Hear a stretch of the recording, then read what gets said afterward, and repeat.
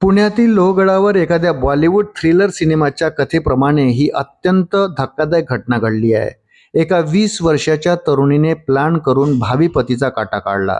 स्वतःच्या वाढदिवशी तिनं भावी पतीला 350 फूट खोल दरीत ढकलून दिलं। या गुन्ह्यात तिच्या प्रियकरानं तिला मदत केली होती।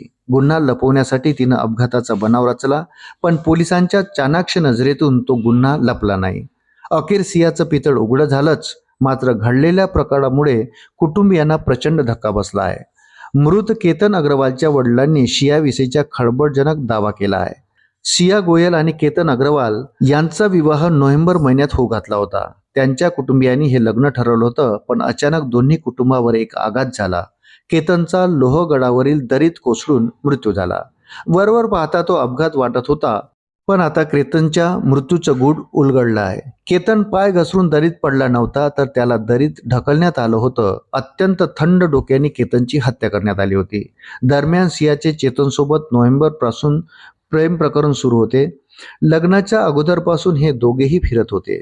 तसेच ते लग्न अगोदर हनीमूनला देखील गेल्याचा आरोप केतन अग्रवालच्या वडिलांनी केला। सियाविषयी केतनच्या वडिलांचे गंभीर आरोप। अग्रवाल म्हणाले, दोघांचे अरेंज मॅरेज होते। कुटुंबाच्या संमतीने हा विवाह ठरला होता। आम्हाला सियाच्या अफेअरविषयी कल्पना नव्हती। तिच्या घरच्यांना याविषयी माहिती होती, पण त्यांनी आम्हाला त्याविषयी सांगितले नाही।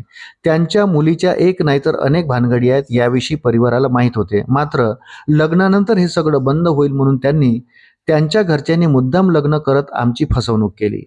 विशाल अग्रवाल यांनी आणखी एक धक्कादायक दावा केला आहे। ते म्हणतात, यापूर्वी मुलीने केतनचा जीव घेण्याचा प्रयत्न केला होता, तो अपयशी ठरला। शेवटी 18 जूनला तिने आपल्या मित्राच्या मदतीने आमच्या मुलाचा क्रूरपणे खून केला। जर तिला लग्न करायचे नव्हते तर सहजपणे नाते तोडता आले असते। मग आमच्या निष्पाप मुलाचा जीव घेण्याची काय गरज होती, असा संतप्त सवाल त्यांनी उपस्थित केला। तसेच आमचा मुलगा तर गेला, आता आम्हाला फक्त न्यायाची अपेक्षा आहे। अशाच नवनवीन अपडेटसाठी व्हिडिओला लाईक आणि चॅनलला सबस्क्राईब जरूर करा। धन्यवाद।